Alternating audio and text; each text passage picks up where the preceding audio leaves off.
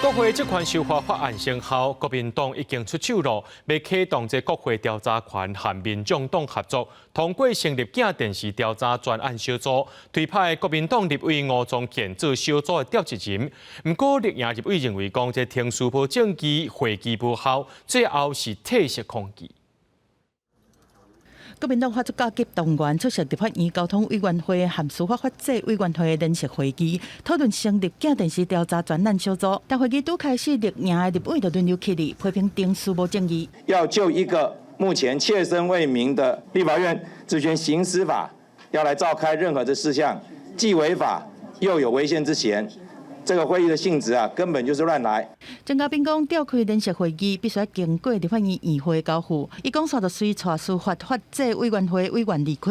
国民党调委陈出声回应讲，新修正的国会这款法并无规定调查小组袂当用联席会议处理。最后立委是举牌抗议。我最近眼睛不太好啊，你们拿近一点。那个来。 民众党团总调吴国昌进前就预告讲，要较紧来成立假电视调查委员会，但是，互国民党抢大声。吴国昌讲，只要目的相同，伊拢支持。我们并不坚持说一定要在院会里面成立调查委员会的方式，在委员会里面成立调查小组，只要能够达成相同的目的，我们也愿意支持。 假电视案发放接召的争议变作国会这款法修法了后，立法院启动调查权，第一个调查的案，那要是杀国民党立委吴宗宪做小组的调查人，对立院大骂乌白用权力，但刷声嘛有话要讲。调阅小组全部都是贴黑纸，什么东西都调不到啊。